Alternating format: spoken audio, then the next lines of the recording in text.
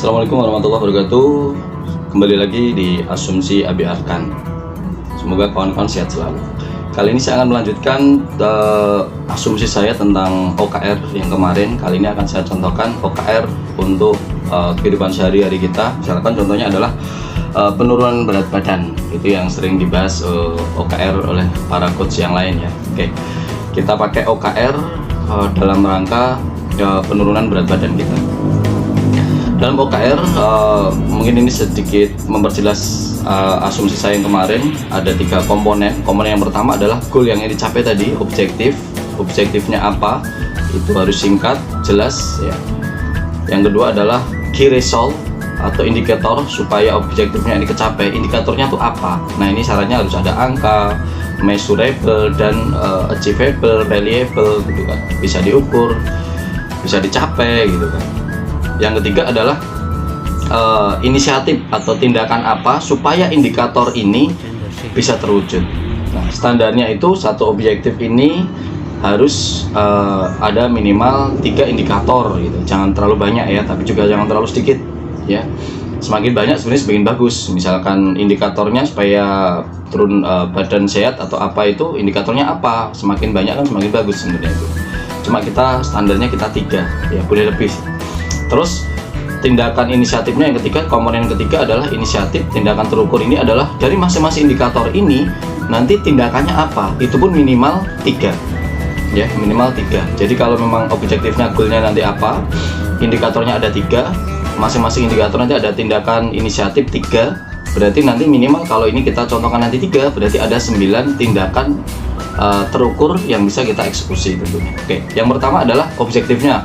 Misalkan objektifnya kita pasang turun berat badan dan sehat, lebih sehat dan lebih bugar gitu kan ya, turun berat badan dan sehat. Tentunya ada yang turun berat badan malah nggak sehat gitu, misalnya turun berat badan dan badan tambah bugar itu objektifnya adalah itu. Lalu indikatornya apa? Indikatornya misalkan kita yang pertama adalah turun berat badan dari 74 menjadi 69 misalkan, berarti turun 5 kilo. Indikatornya itu yang pertama. Terus yang kedua adalah kolesterol. Misalkan biasanya berat badan tinggi, kolesterolnya berbanding lurus dengan ini ya. Kolesterolnya dari 240 menjadi kolesterol normal ya, di bawah 200, 150 katakan. Kolesterolnya 150. Lalu yang ketiga adalah indikator bugar.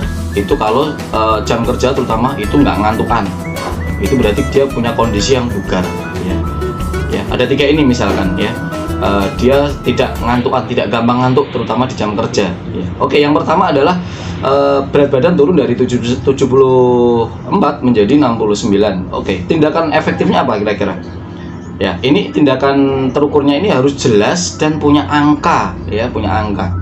Jadi tindakan terukurnya biasanya bilang olahraga yang teratur. Olahraga teratur itu tidak ada angkanya ya. Jadi di sini mungkin tindakan terukurnya atau inisiatifnya supaya indikator yang pertama ini tercapai, yaitu 1, olahraga setiap hari 30 menit minimal. Atau mungkin bisa ditulis juga lari 20 menit setiap hari, itu juga bisa. Atau mungkin sit up, push up, bisa ditulis angka-angkanya semuanya. Jadi olahraga 30 menit setiap hari.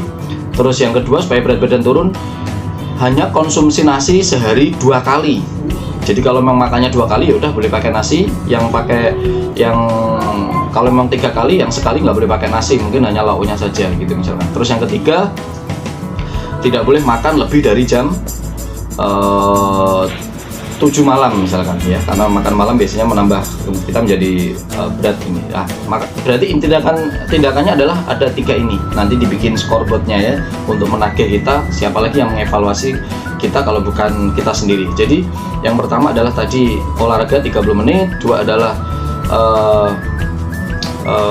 yang kedua tadi ya. Terus yang ketiga tadi adalah tidak boleh makan lebih dari jam 7 malam. Nah, itu tiap hari ada tanggalnya, nanti kita kasih centang terwujud atau enggak ya. Yang kedua tadi tidak boleh makan nasi 3 kali atau maksimal makan nasi hanya 2 kali. Kalau perlu dibatasi, sekali makan maksimal 1 centong atau berapa gitu. Nah, itu ada angka-angka yang bisa kita pahami dan kita bisa eksekusi. Oke, lalu berikutnya adalah indikator tadi yang pertama adalah turun berat badan. Terus yang kedua adalah turunnya kolesterol. Kolesterol misalkan dari 240 menjadi 150. Berarti apa ini? Tindakan terukurnya. Satu, tidak makan jeroan selama seminggu misalkan. Tidak makan jeroan, tidak makan kuning telur.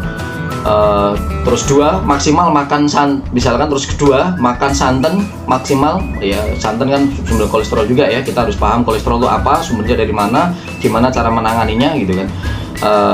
Tidak makan telur kuning telur dan jeroan selama berapa hari gitu misalkan. Terus dua, makan santan, kalau kita sampai nggak makan tuh kan kayak nggak mungkin, kalau jeroan masih mungkin. Nggak makan santan maksimal sehari cuma sekali dalam makan kita, misalnya 3 kali hanya sekali kita boleh makan santan. Lalu ketiga adalah biasanya kolesterol itu juga bisa ternetralisir oleh sayuran dan buah. Jadi yang ketiga mungkin harus makan sayur dan buah sekian, misalkan minimal sehari makan sayur 1 mangkok, misalkan makan buah ditulis langsung misalkan pisang 1 ini, atau mungkin makan buah setengah kilo apapun buahnya misalkan setiap hari, mau dimakan pagi, siang, sore, jadi untuk merealisasi kolesterol. Nah, itu tindakan terukurnya ini. Lalu ketiga adalah tidak ngantuk atau tidak gampang ngantuk gitu misalkan. Tanda indikator kalau tadi objektifnya adalah turun berat badan dan badan menjadi bugar, tidak ngantuk dalam jam kerja. Nah, tindakan ini terukurnya apa atau inisiatifnya apa? Yang pertama adalah mungkin kita tulis tidur maksimal jam 9 atau maksimal jam 10 malam itu. Lalu yang kedua adalah olahraga pagi, karena ngantuk bisa jadi karena kadar oksigen di otak itu kurang. Olahraga pagi bisa meningkatkan kadar oksigen di otak kita. Jadi olahraga pagi jadi menjadi tindakan efektif yang indikator yang pertama juga, tapi bisa jadi tindakan terukur untuk indikator yang ketiga juga gitu ya. Lalu yang ketiga adalah qalilullah ya, setiap hari qalilullah.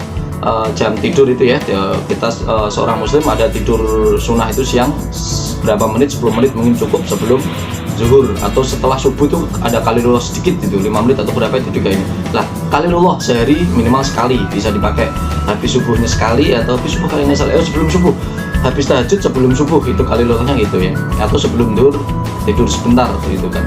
Jadi nanti jam kerja, jam efektif, tidak ngantuk, itu indikator bahwa badan kita tuh bugar.